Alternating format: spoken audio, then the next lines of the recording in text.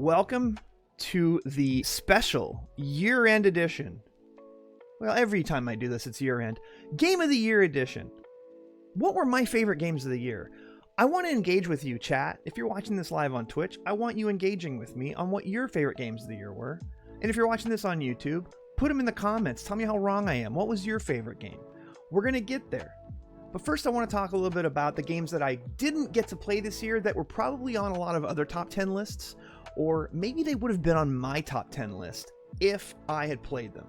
First one is Alan Wake 2, and I'm doing these in alphabetical order. I've got 1, 2, 3, 4, 5, 6, 7. I got 10 games that I would have played, but I did not get to play.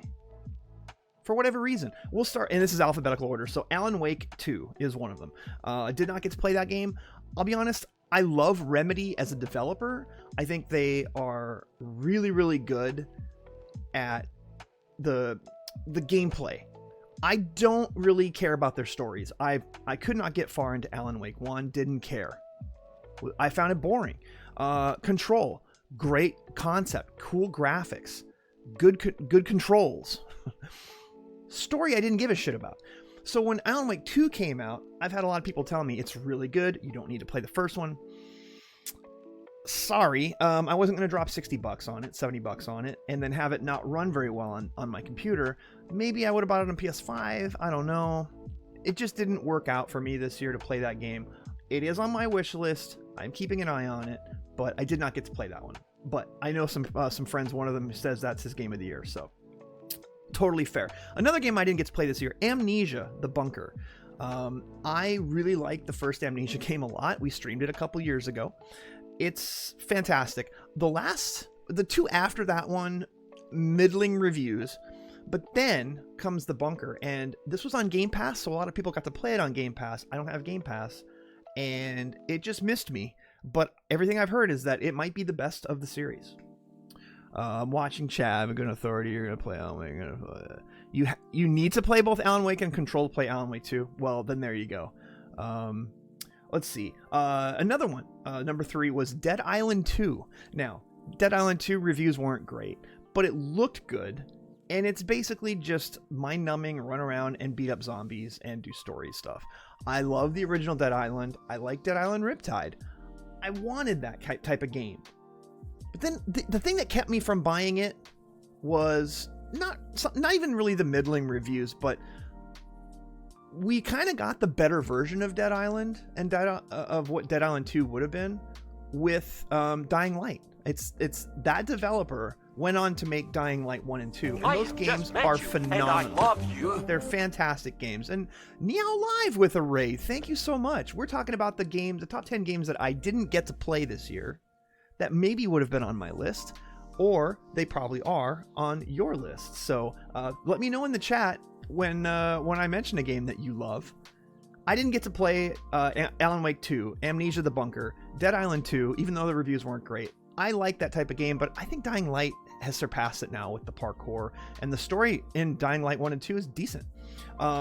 Dead Space Remake. I have the game. There is a problem with the game on PC that I'm having with my computer. It thinks I have a controller plugged in when I don't, and it is throwing all sorts of curveballs. They have not patched it out. I tried it just a couple weeks ago. I cannot play that remake. I'm sorry. It sucks. Hey, the Anime J is here. Ghost Runner 2. Oh, man. I don't know why I didn't buy this. Ghost Runner was on my list 2 years ago. Really cool game. Very hard towards the end. A little frustrating, but such a cool game. The single hit kills and you die in one hit. Incredibly fast Twitch arcade type parkour ninja game. Why didn't I buy that sequel? I don't know. I need to. I guarantee that probably would have been on my list, especially because all the reviews were saying it was better. Payday 3 was one I wanted to play. The reviews kept me away from it. Some people who were big fans weren't really all that high on the beta, and there was a lot of server problems at first. Now, it sounds like they've fixed a lot of that, but there's still also a lot of, I don't know if it's pay to win or just a ton of cosmetic stuff, which I can't complain too much about that, right? As long as it's not pay to win. But I like Payday 1 and 2, but they're not games that pulled me in all that deep, so I saved my money on that one and I did not buy it. Resident Evil 4 remake. I was incredibly excited when they announced this. I kind of expected them to announce it at some point. Resident Evil 4 is my favorite game in the franchise. I've played through the original 3 times. In fact, that's the reason why I didn't buy it, was I feel familiar with the game enough to where I don't know that the remake was going to be enough of a new experience, and I really want a new experience. Am I going to buy it when it drops to 20 bucks? Yes, I am. And I'll probably stream it then too. But man, to spend the full 60 bucks on something that I feel like I've already played 3 other times, and recently, the last one I played just like a year and a half ago, man, that's nothing against Capcom. The engine they're using for the Resident Evil 2 and Resident Evil 3 remakes, fantastic, and I really do want to play it. I just decided it wasn't something I wanted to put 20 hours into. That's the other thing. It's not a quick, it's a long game. Here's the last 3. RoboCop Rogue City. I played the demo. Really liked it. And then I had other games in the way of my playing that, and I didn't buy it. I'll do these last 2 out of alphabetical order because the last one's going to make the most sense to y'all here in a second. Trepang 2, or Trepang Squared. I played the demo for that. It's really fun. It is a Total Fear, we'll call it a clone. All right, we'll be nice. It's cheap, and I wanted to buy it, and for some reason I was in the middle of a couple other games and I never did. I will come back to that though. It was very satisfying. That demo was really good, and I probably would have, I don't know if it would have made my top 10, but I think I would have enjoyed it quite a bit. And the last game that I did not get to play this year that I probably would have had on my list, I feel guilty about this because I am someone who, Bethesda RPGs are some of my all-time favorites. Fallout 3 was one of my favorite games of that console generation. Fallout New Vegas, of course, is a classic. Fallout 4 was great, even though it had a little bit of an issue with some of the base building and all that crap that I didn't care about. Elder Scrolls, come on. Those games are fantastic. I did not play Starfield. I didn't. It's a game I would have played, but the real reason is I don't have Game Pass, and I didn't want to spend 60 bucks to find out that it won't run on my computer because my computer's old. My CPU is up on 7 years old now. I need to build a new computer. That's going to be happening soon. Was going to do it late this year, and then I kind of got into this photography thing, and I've spent some money, what would have been my money to upgrade my PC on photography gear. So I'm waiting. I will build a new computer at some point next year. And then maybe we'll come around to Starfield when it's dropped in price. I'm seeing chat saying it's not worth it. It's a snooze fest. I'm still bummed about it. Listen, I love Bethesda RPGs, warts and all, and I probably would have enjoyed it. Also, one last game I want to mention I don't have on this list that I didn't play. This is a game that I only kind of wanted to play, which is why I didn't have it on my list, and that's Baldur's Gate 3. All right, I don't want to hear from y'all when I'm doing this list. Where's Baldur's Gate 3? I'm not into those types of RPGs. I'm just not. It's a lot of management, and I don't like doing that. That's just me. That's nothing against the game. People I've talked to who love the game say it's one of the best video games of all time, and I don't doubt that it is. It's just not for me. I've watched multiple people stream it for many hours, actually, and I enjoy watching others play it. I don't think it's the kind of game I would enjoy playing. It's too many menus, too many items, too many characters, and it's just not the kind of thing that I would like to focus on. It's not my kind of game. That doesn't mean it's a bad game. I didn't really feel the need to go and buy that one and play it. There. That is the games I wanted to play, but did not get to. So now, we need to talk about honorable mentions. All right, but first let me catch up on chat.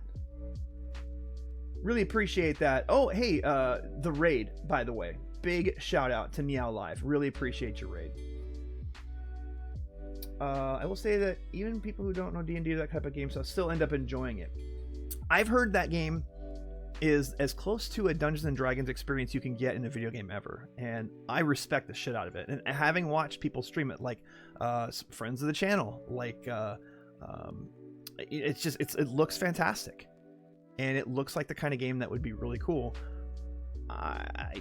Yeah, no, it's not my thing. Again, sorry. It's just not my thing, right? Some people don't like shooters. I love shooters, as you're about to find out. But that doesn't mean that if you don't like shooters, that there's a problem with you. I mean, it's just different types of gameplay for different people. Okay. Honorable mention. Let's get into this. Here's the first one.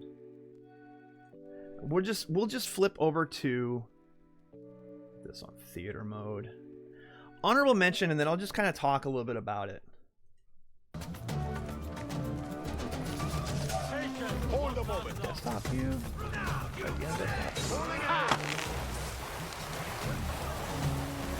that volume down. Let me know if that volume is good for y'all. My honorable mention list is in alphabetical order. So we're starting with Assassin's Creed Mirage. I like that they threw this back to the old school style. I do think there are some warts that should have been addressed in the game, but look, the last two Assassin's Creed games were really good, but they also were incredibly bloated experiences. They just kept adding things and adding things and adding things. Here they try to do kind of a subtraction situation. Did they take too much away? I don't know. It's a really good question. I will say, though, this game does some things right, and I enjoy it. They did learn some lessons from the old games. But then there's some problems I had with it, with some glitchy stuff, really unclear mission objectives and mission markers. At one point, I streamed it, and y'all probably saw just how mad I got. It took me over an hour to find a dot in the real world space because there's no up or down, and yeah, it was driving me insane. I will say, though, you can pet the kitty cats. A+. No, I at least want to say kudos to Ubisoft for going in the right direction and stepping away. They also took a year off, right? They weren't trying to crank out this massive game every year. They took a year off, and they came back with a smaller scale, old school throwback Assassin's Creed, and I really do appreciate that. And I think it deserves a mention, even though I didn't put a ton of time into it. The attention to detail was great, as it typically is with a lot of the Assassin's Creed games. So shout out on that for sure. Volume's good. Okay, cool. Thank you. Chef, I can get why people still like AC. It's the same game every year. This one wasn't the same game, although it is a little bit like the old games. So I agree with you a little bit. Let's hope they do this for Far Cry. I started Far Cry 6 last week, and the world was too big for its own good. Far Cry 6 was too much of a game. It was too much of a game. It was better than 5. 5 actually had a good, smaller size map. But the whole thing with the 3 leads of the 3 areas and all these forced encounters, it really pulled you out of it. And but I liked the setting. Montana was cool. All right, next. This is the next game that I have on my honorable mention list, and I'll be honest with y'all. You're not gonna like this.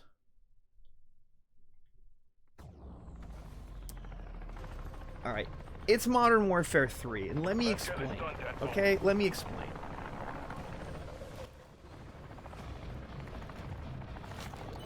The gameplay is good.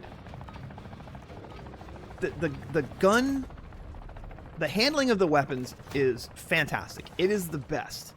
There's a reason why Call of Duty games sell as well as they do. They accomplish a lot.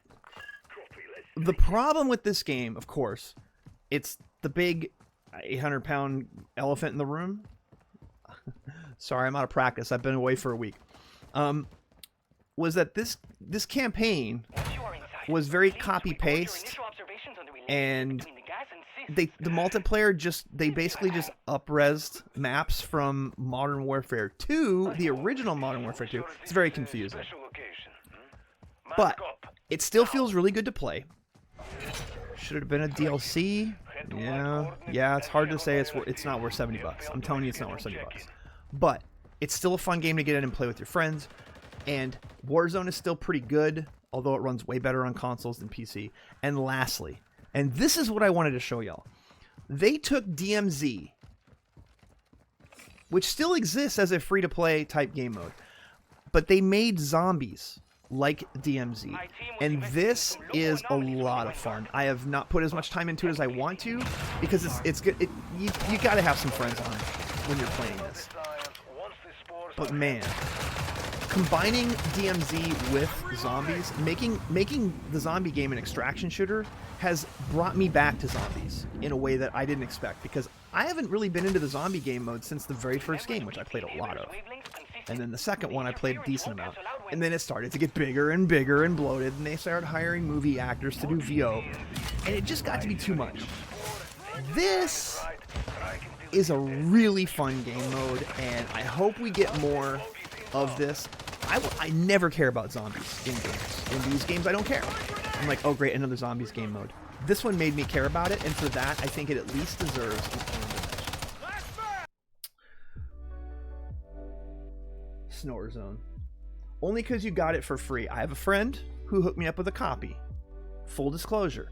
Had I bought the game, I still think it would have gotten an honorable mention. I'm not putting it in my top 10, all right? The last couple of Call of Duty games made it into my top 10, and I didn't buy those either. But again, no, hashtag not an ad, hashtag not sponsored. A free copy is a little different from being paid to speak for a game. I will say, the game has done a pretty good job of still having the best weapon handling out there. All right, next one. I'm a zombies purist, so I don't like this. Round-based or bust. Yeah, I sound like an asshole. It's your opinion. You know, you're not wrong. I just personally think that, I think they did a really damn good job with it. All right, just a second, because Chrome is making me sign in now to watch something. Just a second. I hate this crap.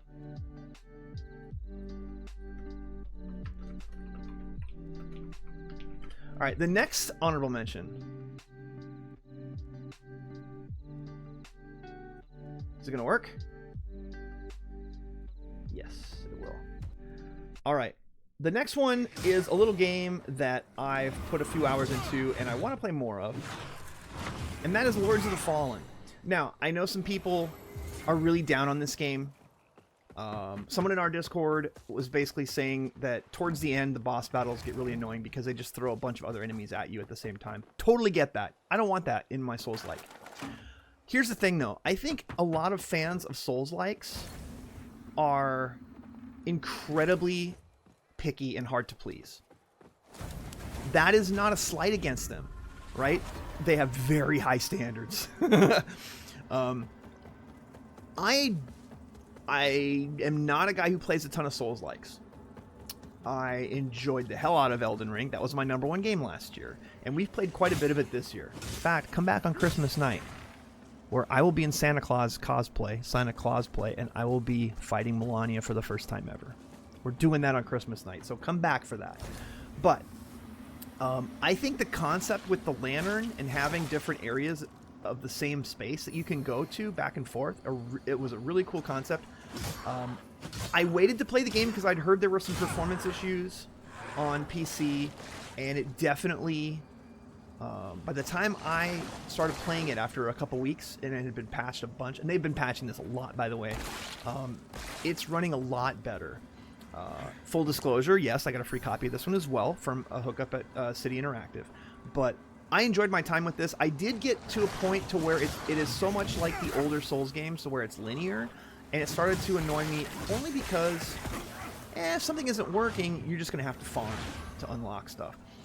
And for me, it's hard to go back to a linear Souls-like after playing Elden Ring and enjoying the openness of that game so much. But having said that, I really like the enemy design. I like like I said, with the lantern and the different world, being able to go from one world to the other, getting a second chance when you die, basically, by going into that death world. Some really cool concepts here, and I really enjoyed my time with it. Again, if it wasn't so linear, maybe it would have made my top 10. But that's me. That's me. I'm not a purist when it comes to Dark Souls games or Souls-likes. For people who are, I know they've had more problems with the game, and I'm not discrediting what they're saying at all. Not at all. My brother hated this game. I know. We talked about that one in Discord. Okay. I have 2 more honorable mentions, and then we're going to get to it. So this one, I really like this game a lot. Is it going to let me actually show it? They will! All right. This game is called I don't know how to pronounce that. OTXO. This is something, shout out to Koiser, who sent me a DM with some gameplay of this. It is Hotline Miami as a roguelite. That's it. That's exactly what it is. You have slow-mo. One hit doesn't kill you. That helps a little bit. Am I correct with that? Or does one hit kill you? Okay, one hit does kill you, but that little vial over there is how much slow-mo you have. So, a lot like Hotline Miami. But man, oh, it's so fun. It's very satisfying to play. I've played this off-stream more than I streamed it, and that's because just hopping in to play a little bit and then getting sucked in. I got to the third boss, I think. Now, there's people who play a ton of this and are on leaderboards, and they can beat the entire game in like an hour and a half. So, considering this game was only like $12, something like that, and I bought this game, it's very satisfying to play. You can't zoom around on the map like you can in Hotline Miami, and there's even less of a story. But having said that, if you're going to bite from the Hotline Miami style of gameplay, you got to do it as a roguelite, right? And they did a really good job with it. So it's fun. Not a ton of depth, which is another reason why I have it off of my top 10, but it definitely deserves an honorable mention for sure. All right, where are we next? This game looked really good. It's fun. It's really fun. Last one. This I'm having as an honorable mention, and it's kind of funny just to have it on here. They ripped off John Wick. Oh, come on, Toko. Have you not played Hotline Miami? This last one I'm putting down as an honorable mention, if only because... Attention campers of your average campsite. Due to recent events, I really enjoyed this. It was a free game. It's basically like a student project. It's called Your Average Bear. It only took me a couple hours to beat. However, but I laughed a lot when I played this. You can basically pretend you're a tree and all the campers and stuff will ignore you by holding a couple of branches. It was cute. It ran okay, considering it, like I said, it was a very small, like, I think it's a student type project. They steal our food. And yeah, you're basically doing favors for different animals in the forest to try to go get them food and stuff. Some of our best and brightest. Is it original? Yeah, kinda. Is it something that you can live without? Of course not. But it was free. So you can go get that on Steam right now. It's called Your Average Bear, and it's only a couple hours at the most, but I had a lot of fun with it. See, he's a tree.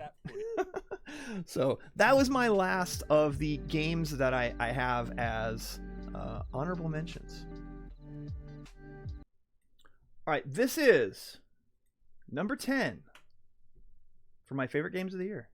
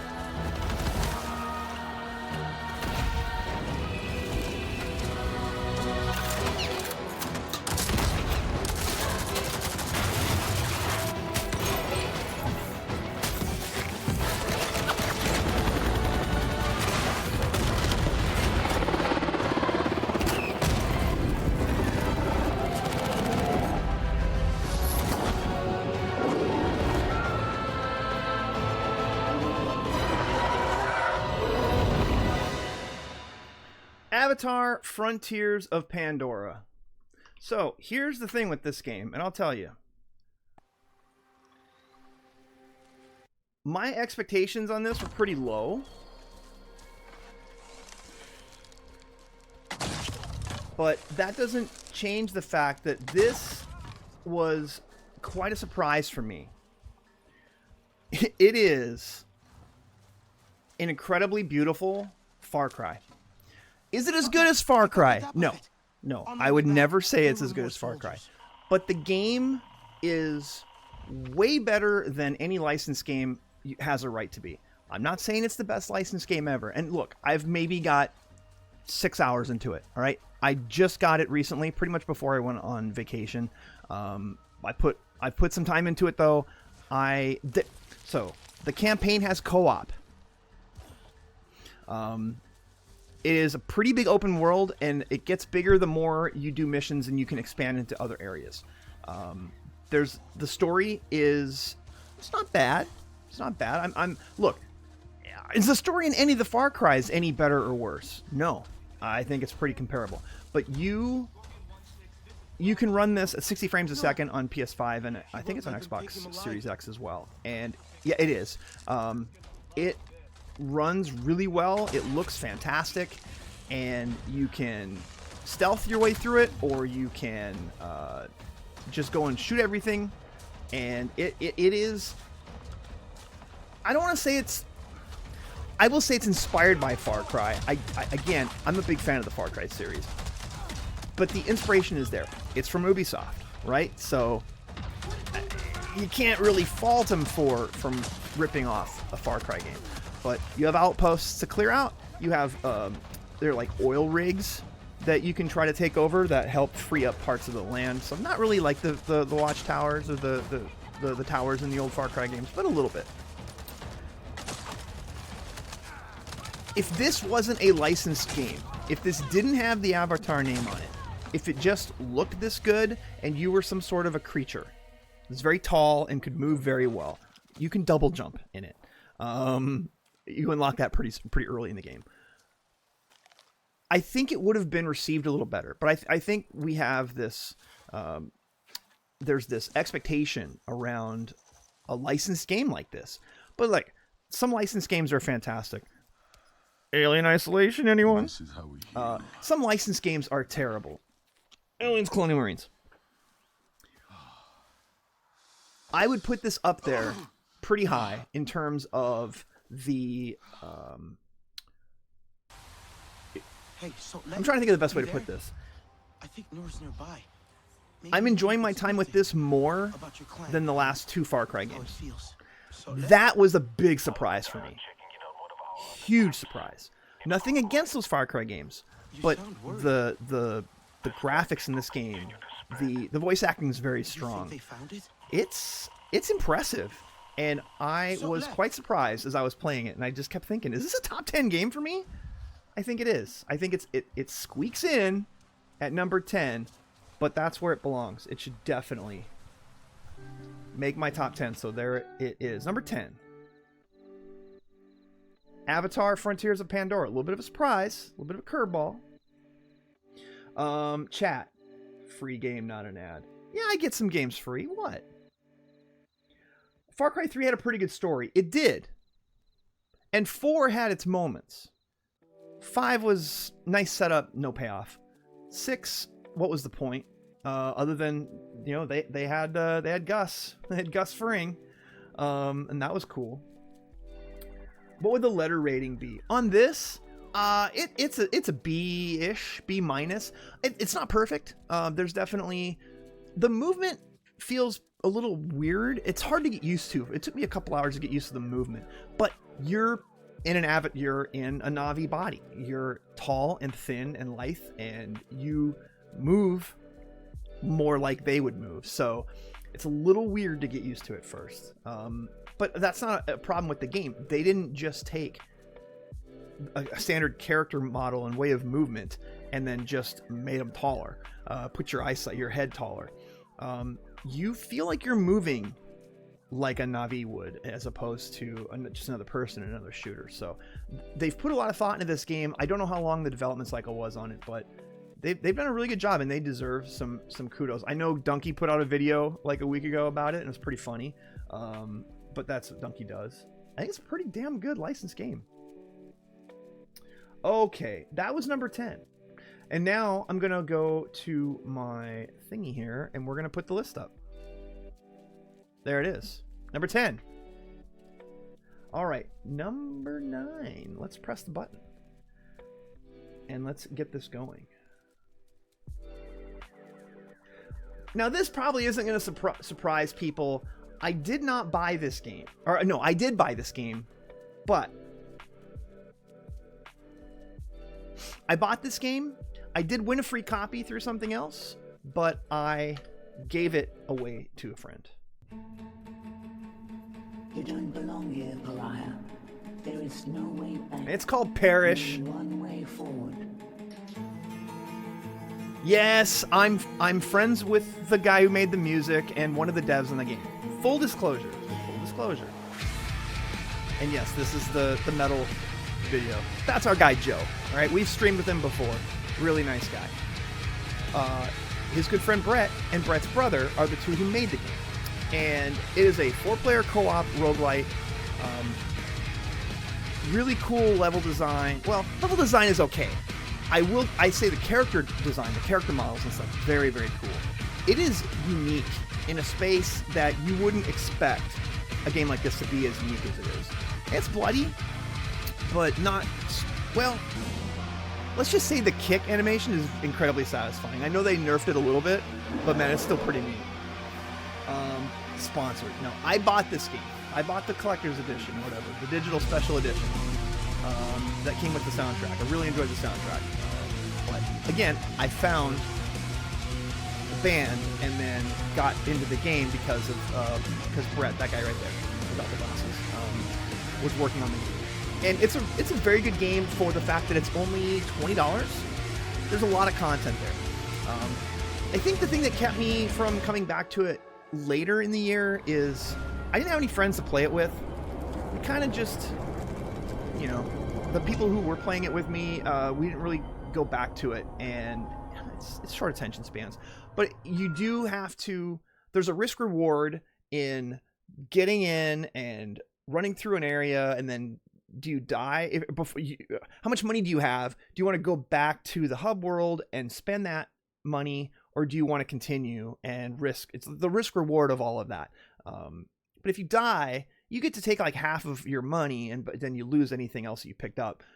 So it's not totally punishing, but then it's kind of like when you die, you go back to the very first level. So I got to where you play the first couple of levels a lot, and that was my biggest complaint with it is in a first-person shooter type game, first-person melee combat shooter, if you're going to keep playing the same levels over and over again, it just got a little repetitive to me. And I think that's the only knock I can have against the game, because it is a really, really solid game, especially considering it was made by 2 people. So I definitely want to throw a shout out on that. So Perish is number 9. You can care about this if I keep updating this image. And just keep clicking that like that. Bam, there it is. Perish. Okay. Number 8.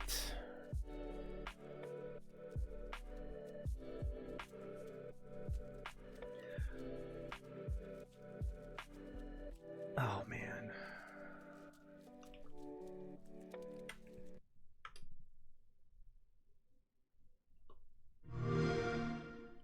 Recreate Studio presents. Oh my god, this is so cute. Can you teach me how to play this game? Wow. Yeah! Prepare your friends for a cute and relaxing Animal Crossing-like experience. Animal and Crossing. Then brutally destroy them all. Devs claim this game will improve your relationship with friends. Oh, brother, help me! Yeah, sure. Son of The Party Animals, an epic battle of the most epic animal characters. Starring Royal Corgi, Orange Cat, Canada Goose, Bullshit, a regular duck that looks like absolutely no one. All of these animals have very fancy outfits. An actual Royal Corgi, an actual Orange Cat, an actual Canada Goose, an actual... This is Sparta! Let's interview the game producer. What inspired you to make so many outfits for these cute animals? Many! Oh, I meant to say morning. Join the epic battle taking place in some of the most epic places. Don't try these in the human world. A submarine destroying the world.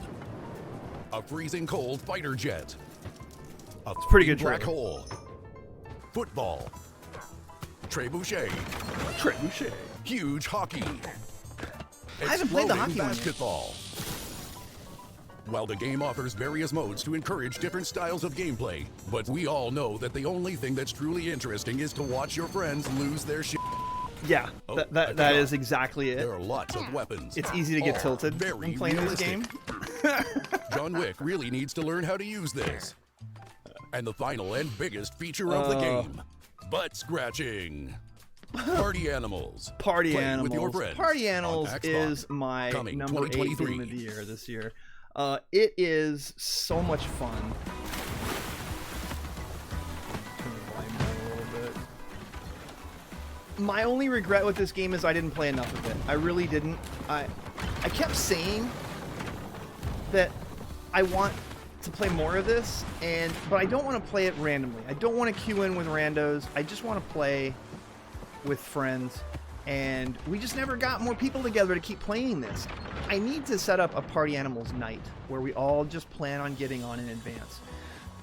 And I'm not good at that. I'm not good at coordinating, but I will say, this game took the best parts of Fall Guys and the best parts of Gang Beasts and blended them together.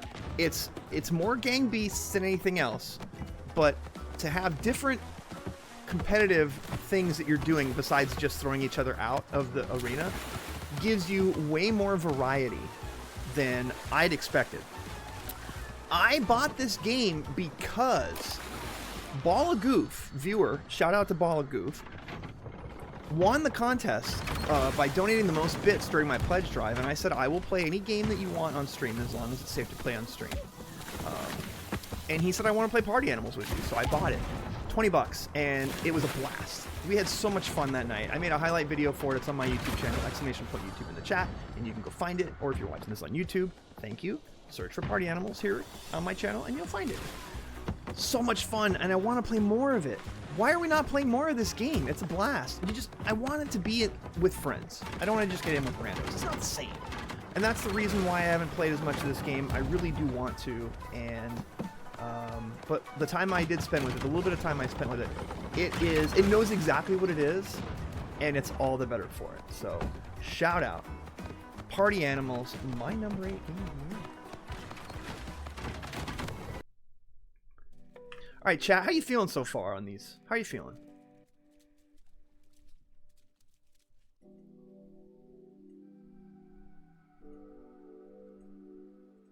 There's the list, getting updated.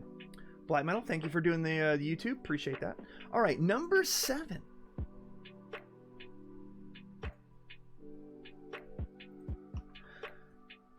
I don't know that this will be a surprise.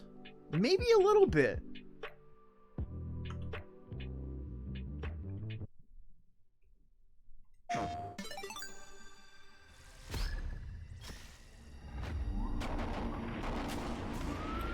The finals.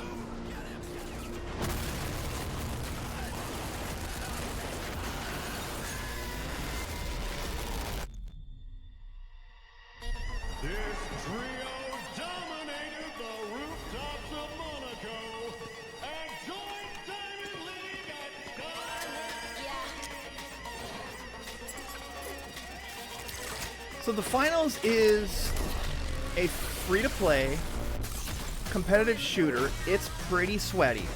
Although there are some, now that the full game has come out, there are a couple of modes that aren't as sweaty as like the full tournament mode.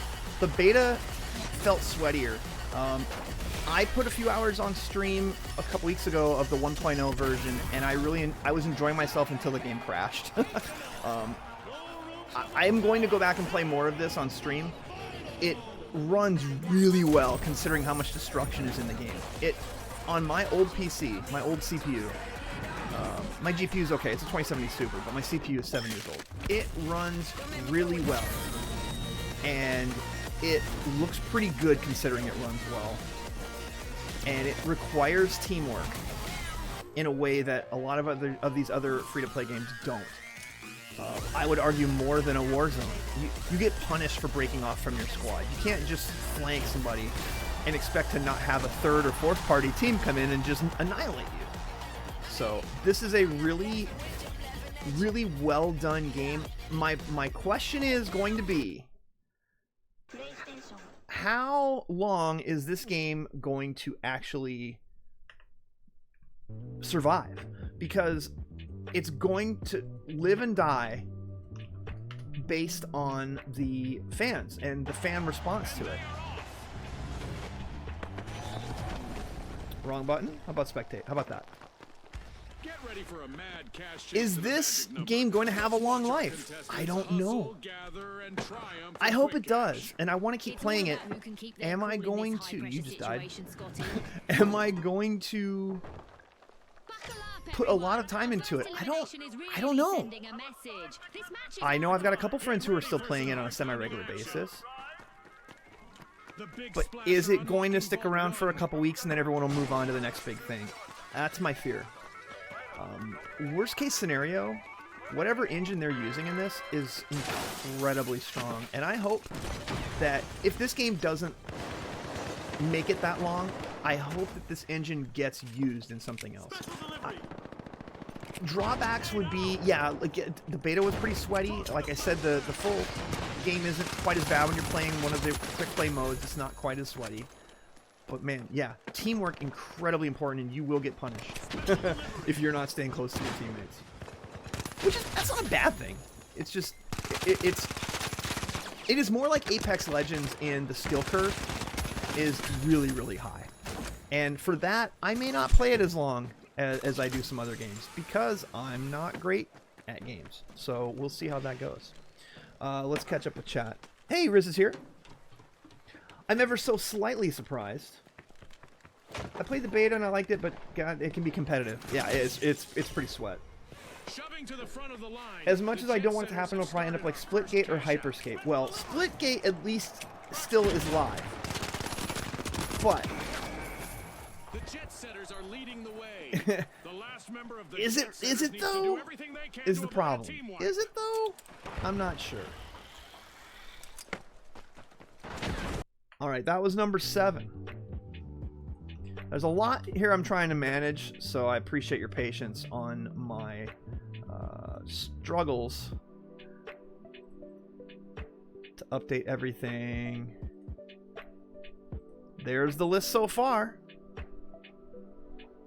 Party Animals did make the list. I think it would have been higher if we would have had more game nights playing it. But I think for what it is a better...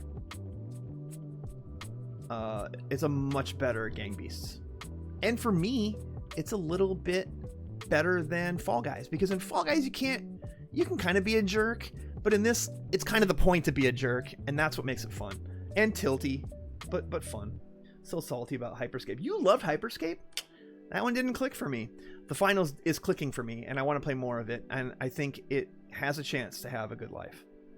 All right, that was number 7. What is number 6?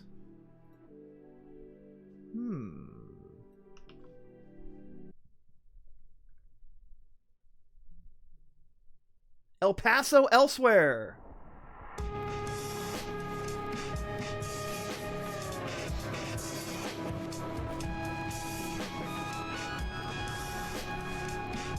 Full disclosure, someone in our community was a level designer on this game.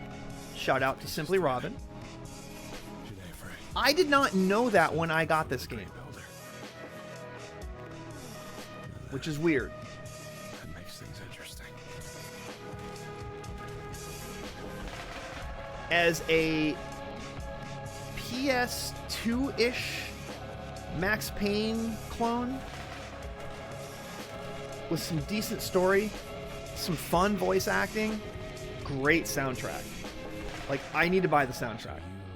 The lead developer on this game voice acted the lead character. He also did all the rapping for his character in character on the games on the soundtrack for the game. Really, really impressive.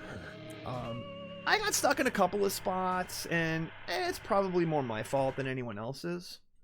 Where I got stuck sometimes, but that doesn't that doesn't take away from the fact that the game is really fun. Yeah, that's full screen. Click the full screen button, please. Hey, Max Payne. Yeah. Max Payne, definitely better story, by the way. Rest in peace to the guy who played Max Payne in those games. He passed away just a few days ago. Not to mention, like, 15 minutes and the guy starts to spit some bars. Yeah, this game is right up your alley, I think, Pac. I think you would really enjoy this one. There's not a ton of variety in the enemies. And I will say those, like, Night Sisters that can warp those balls that, like, heat seek at you. Wow, that gets annoying when you're being overrun by other creatures, and then, like, two of those start, like, those things start warping around walls, and they do a lot of damage. The game itself isn't that hard, though. I struggled in a few spots, but it's not as hard as it could be. Maybe that's a drawback for some folks who like these types of games and want them to be punishingly hard. I don't know that that's really what I wanted from this game. I got what I wanted from it. I really enjoyed it. I beat it, which I can't say for every game on this list. But man, El Paso Elsewhere got some pretty good buzz online, especially from the indie scene, considering it was a small team that put it together. And it deserved it. It was fun. It was a good value for the money. And if they bring DLC, I'm definitely interested in playing it. Alright, that was number 6. I feel like I'm getting into a groove with all this. I don't know if I am or not. Number 6. Bam. Okay. What is number 5? We're at the top 5 now, and I want to just tell y'all. And another reminder, for the record, I did not play Baldur's Gate 3, so when you don't see it on the list, don't yell at me, alright? It's not my kind of game. I know So Much Extra loves it. So Much Extra's like on their second playthrough. This is number 5.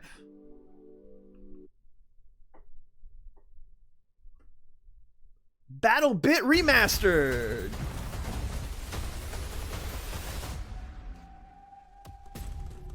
Hey, let's take Battlefield and put it in a Roblox type game and have prox chat, and anyone can res anyone else, although medics can res faster.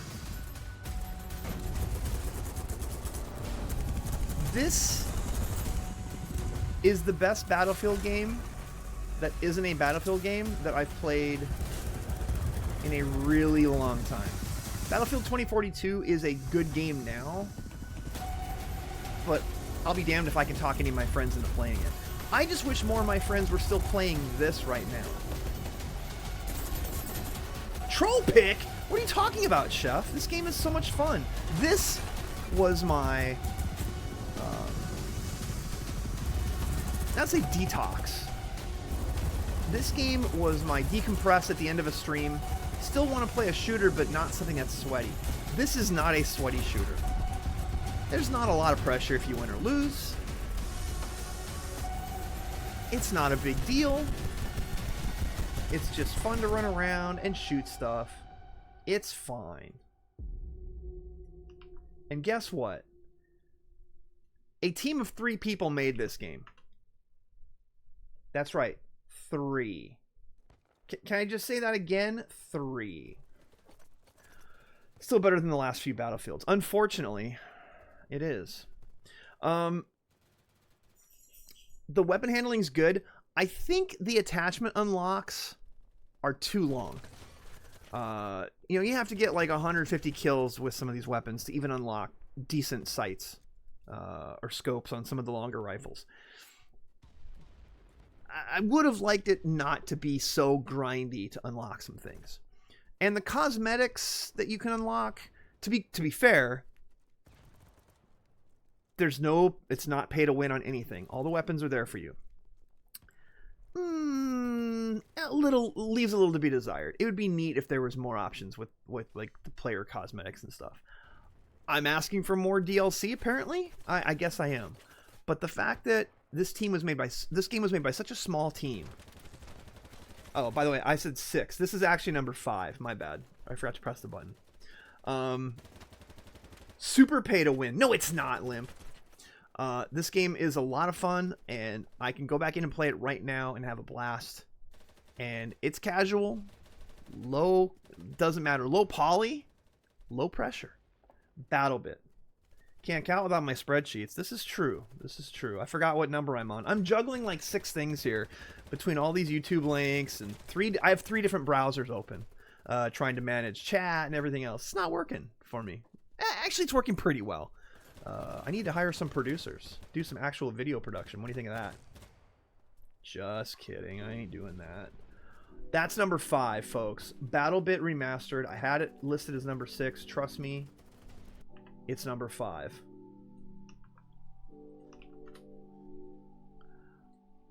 Let's update our sheet here. There's 4 left.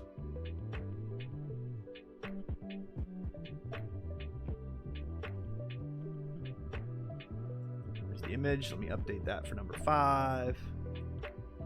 BattleBit Remastered. Bam. All right. Number 4. I'm just going to press the button now so I don't forget.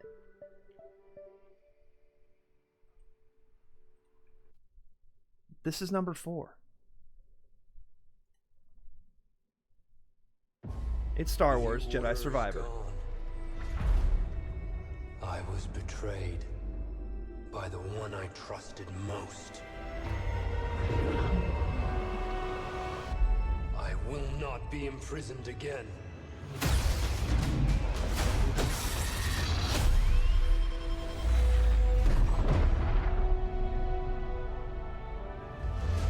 I hear you've been busy making yourself the Empire's most wanted.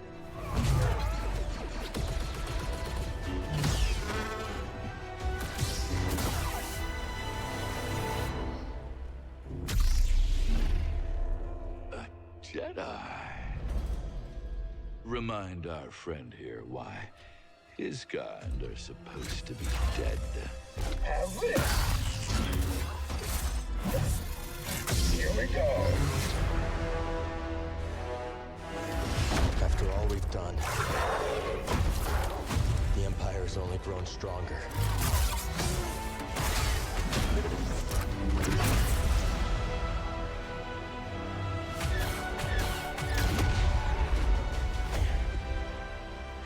Thanks, Bode.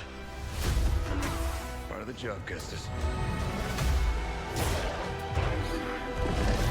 The Jedi is a threat. Not now that we have this. As long as we fight.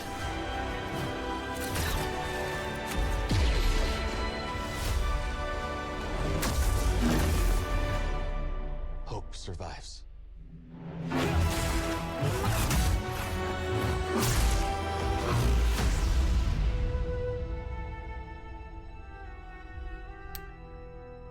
Jedi Survivor. And listen. You want to go full screen, please? YouTube, thank you. So, Star Wars Jedi Fallen Order was a game that I didn't play at launch. And then Amazon Prime Gaming gave a free PC copy away. And I thought, you know what? I'll play it. And I really enjoyed it. It's the tiniest bit of Dark Souls inspiration in terms of the checkpoints and the way you can get your healing vials back, and but not from spending upgrade points or anything like that. That they didn't take that inspiration.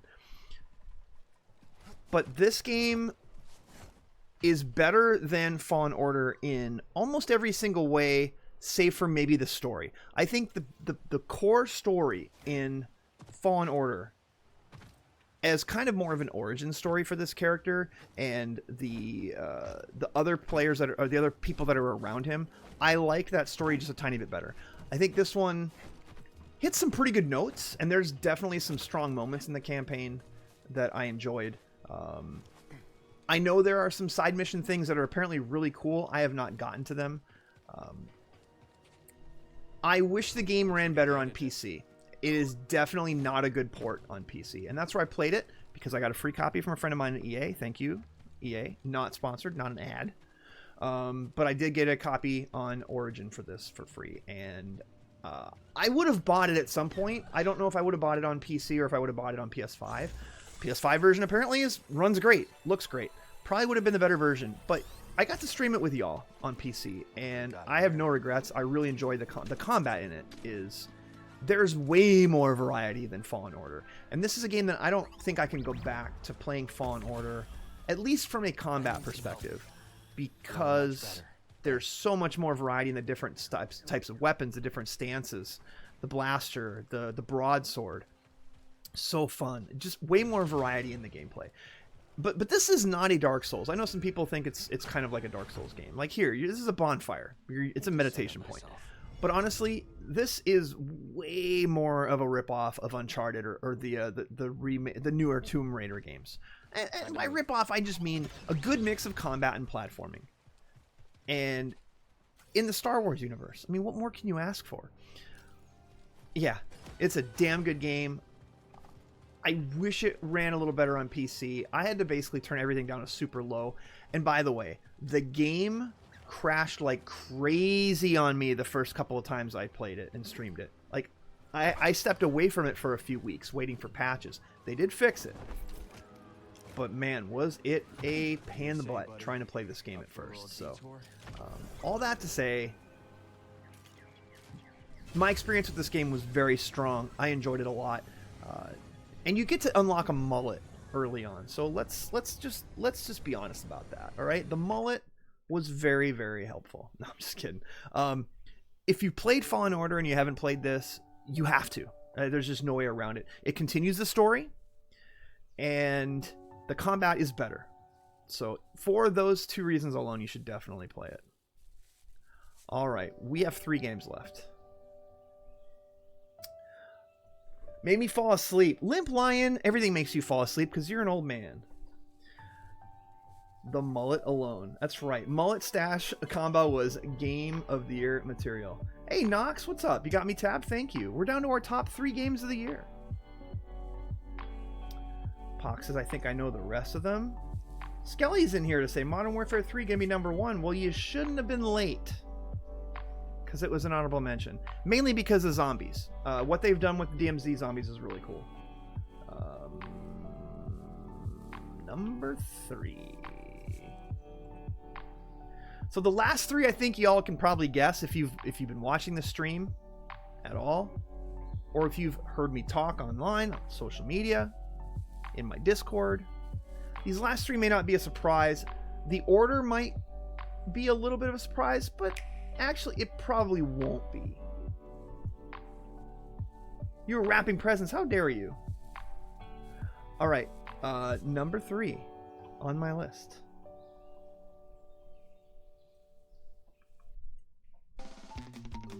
Well, you could actually flip the freaking scene first. How about that? How about I do that? Super Mario Brothers Wonder.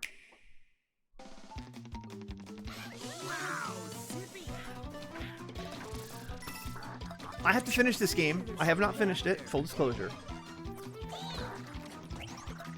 I got a little tilted the last time I was playing it. I got stuck in a spot. I could not get past it. Hey, Treebeard, resub. 43. Wait a minute. Amused. 43 months. Thank you for the resub at 43 months, Treebeard. I'm sorry you're sick. I hope you get to feeling better, like, right now. Feel better now. All right, Super Mario Brothers Wonder. I haven't played a Mario game, a 2D, in a long time. I have seen people play them. I have watched people play them. I didn't care. Yeah, whatever. For some reason, I just got a wild hair, and I had some trade credit at GameStop, and I said, all right, I'll pick this up. I might like it, I might not. The level of imagination How can they take a 2D platformer as old as video games themselves and make it feel fresh? Well, they've done it. They've absolutely done it. It is so good. I honestly, it surprises me that this game was as fun as it is. Like I said, I need to finish it. I do. Yeah, full screen. What is your problem? Full screen. I'm not quite halfway through it, but my opinion's not going to change of it. I don't think I'm going to beat it and all of a sudden it feels like it should be my #1 or whatever. But I also don't think it's going to feel like it should be any less, because it is really fun for what it is. It's imaginative and it controls really well. There's so much variety with all the different hats you can wear and the different power-ups, being able to be the Elephant Mario and the guy, you know, spitting little bubbles out at things to capture them. It's just, at this point, it's almost like, are the developers asking themselves, what haven't we done yet? Because they're still innovating in ways that they shouldn't be. Like, how is this game still relevant, much less fun and original? And yes, it runs fantastically. On a Switch, a low-powered system, it runs really, really well. So, this is Super Mario Bros. Wonder. This is my #3 game of 2023.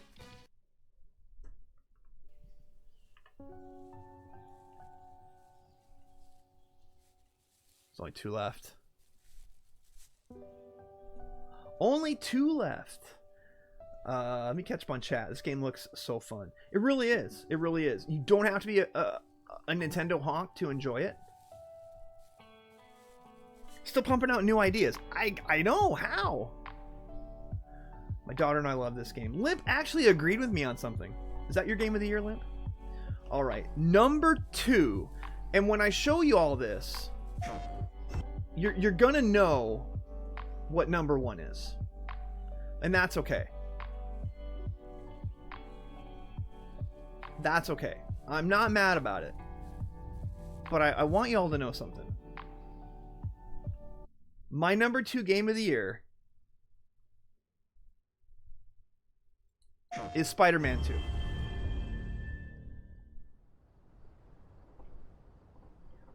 I didn't stream this because I played on PS5. It was lights low, zone out on the story, zone out on the graphics. Oh my god, the graphics in this game. Unreal. We're talking a new high bar for what as long as I can remember, graphics should be in a video game. I'm constantly impressed and amazed at how well this game runs and looks. It's mind-blowing. This game has a very good story. It's comic booky, but it's very good. It takes twists and turns that you wouldn't expect. It's something that you do if you've read any of the comics. I read a bunch of Spider-Man comics around the time of Venom. Now, of course, this takes and goes in different directions because of Miles Morales and everything else. And I platinumed this. All right, I platinumed it. I only have like 4 platinums on the PlayStation, from the PS3 to the PS5 and the Vita. I have 4 platinums. This was one of them. 5. I have 5. The last one I platinumed was Ghost of Tsushima, which was my game of the year that year. But let me tell you, this game, I can't go back. According to witnesses, he was running down Broadway yelling nonsense. They say he seemed I can't go back and play Spider-Man or Spider-Man Miles Morales because of the way they have completely added so many things with the combat, with the Venom powers. I mean, I can, but why would you? This is the very opening, by the way. This isn't really spoiling anything. They showed a bunch of this off. So this area that he's in right now is not, it's not a big spoiler. You can switch between Miles and Peter pretty much anytime you want throughout the main campaign. There are some missions where it's one versus the other because you're playing basically kind of 2 different people's stories at once, and the way they intersect is really well done. but even the side mission stuff, there's some really cool stories in the side mission. All the different side missions. This was one of those things where Insomniac, I don't know how they're going to do it with Wolverine. I'm just sitting here watching the gameplay. I'm not even thinking about what I'm saying. The next game they're working on is Wolverine. Now, I don't know if they've announced DLC for this game. There are 2 side missions that when you finish them, they kind of act like they could be setups for DLC. So maybe they're working on that. Maybe they have a plan for it. But the next game they're working on is Wolverine, and I don't know how they're going to do it. Because it's not really a game that will fit into an open world, and traversal is not going to be what it is in Spider-Man. Just swinging around in any of the Spider-Man games is so satisfying. But you can run this at 120 hertz, 4K, and it's just so detailed. The environments and everything. It's black magic when you're playing it. You're like, how does this game run so well and look so good and feel so good to play? It is a real accomplishment. And this is going to be some people's game of the year, and I would not argue against that at all. Of course, Baldur's Gate 3 is going to be a lot of people's game of the year, and if I played those types of games, I'm sure it would have been my number one. But this thing was, the expectations were so high for me in this game, and it exceeded them. And I don't know how else to say it. This was my number 2 game of the year. Let me catch up with chat. Another of my friends' game of the year. He's a big Spider-Man nerd. One thing about the story, it doesn't reach the emotional heights of the first one. I'm not spoiling anything. I'm not spoiling anything. I will say it's very close. That's all I'm gonna say. The hacks say yes, there is DLC. I mean, it makes sense based off of where the campaign hits. The campaign, but also 2 of the side mission things.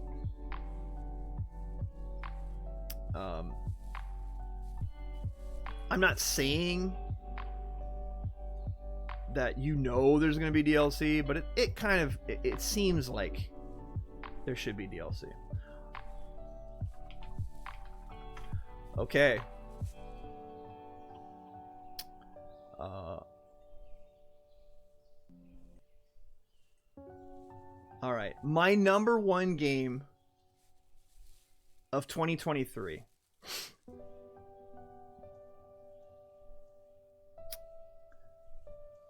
I don't know if y'all are ready for this.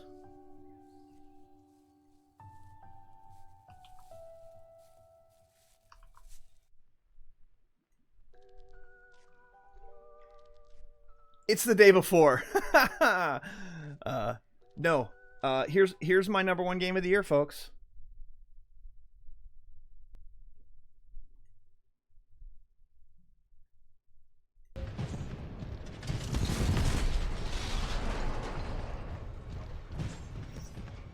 A game that came out in 2016. Has the servers turned back on and is better than anything I played in 2023. Can we get a shout out for Titanfall 2? Still one of the best shooters of all time. Alright, I was just messing with y'all. It's Zelda Tears of the Kingdom. Come on. Don't act surprised. Y'all aren't surprised. It's Zelda Tears of the Kingdom. I mean, come on. Listen. The last game was 7 years ago, and it took the best parts of an Elder Scrolls like Skyrim and put it into a Zelda type game, and it was my number 2 game of the year only because I put 300 plus hours into PUBG, and PUBG completely reinvented the game. It really did. Now, it's almost kind of like Tarkov invented extraction shooters. PUBG didn't invent the Battle Royale, but the person who invented it made that after they made H1Z1 mod for H1Z1, the King of the Hill mod. So that was my number one. I don't regret that still to this day. I think that game for me was my number one game. It was the reason why I started streaming, right? That game, watching people play it, it's the reason I bought a gaming PC. So that's why PUBG held this special spot for me, and that's why it beat Zelda Breath of the Wild. It took a game that inspired me to become a Twitch streamer and inspired me to buy my first real gaming PC. I had gaming laptops, but that's what it took to beat Breath of the Wild 7 years ago. And now here we are with Tears of the Kingdom. I have not finished it. I'm through 3 of the temples. I'm telling you right now, this game exceeds Breath of the Wild in every possible way. This sounds so cliche. You are only limited by your imagination. As you can see in this part of the gameplay, you want to solve a puzzle? There's no right or wrong way to do it. Do it however you want. You are rewarded for using your imagination. And I don't like crafting games. I don't like survival games. And it's not really either of those. But the little bit of magic powers that you have to be able to craft things. I'm skipping around a bit.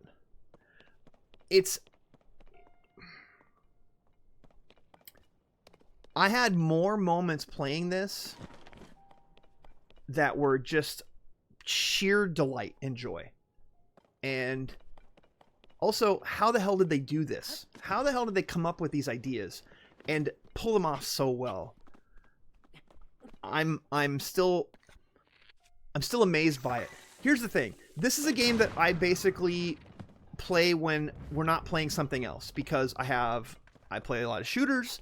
I have friends that get on and want to play Warzone or whatever, and that's great. And I love that.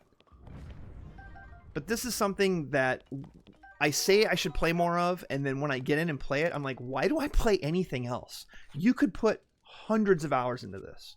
As of right now, I have like 65 hours into it. I still have one full temple left to find, and so many things I could be doing. There's tons of the underworld I haven't done yet. By the way, minor spoiler, this game is more than double the size of the last game. There's an entire world underneath the previous world. The only ding you can give it, the only knock against it, is they kind of recycle the overworld map a little bit from the last game. A little bit. But it never really feels, well, when you're in a couple of the major cities areas, it does feel a tiny bit like familiar. That's the only complaint I have with it. That's it. Well, I also wish it was running at 60 frames a second. I wish this was on a Switch Pro. I do. The frame rate rarely dips below 30. And the fact that this game accomplishes what it does and looks this good and stays pretty close to 30 is impressive. But man, to be able to do what you want, however you want, if you don't have armor that will protect you in a hot place, you can eat cold pepper things or whatever and survive that way. You are only limited by your imagination, and that sounds cheesy, but it's true. This is the best game that came out in 2023 for me. I'm going to be playing it into 2024 until I finish it. I'm going to finish it. I've been trying, and I would have finished it had I been playing it off stream. I originally said I'm going to play it off stream. There's no way I'm going to play all of this on stream. I have played 95% of it on stream because I just enjoy playing it with y'all, and I enjoy you laughing at how bad I am at solving puzzles, my smooth brain. This game is worth $70 in a way that almost no other game of its kind has ever been. And if anyone thinks that my giving Breath of the Wild number 2 versus PUBG that year was a travesty, hopefully this is a peace offering for you. But that's not why I did it. I did it because this is honestly my favorite game in 2023.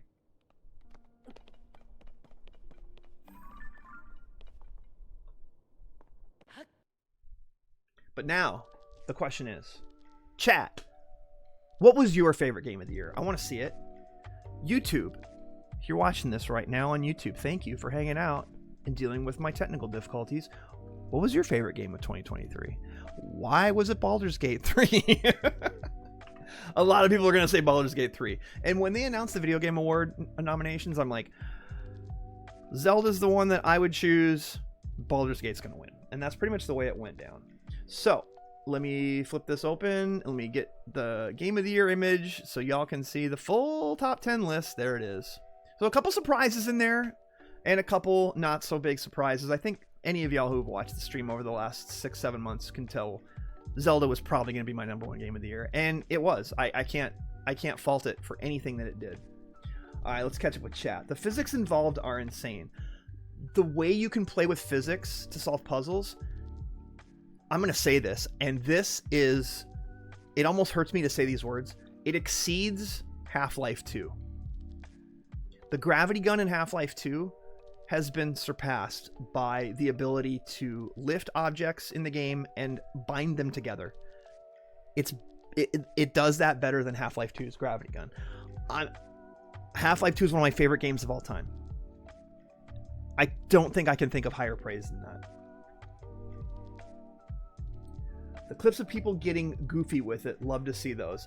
I'm amazed still at all of the meme videos that people were making of these gigantic contraptions that were just there to torture the little Korok guys.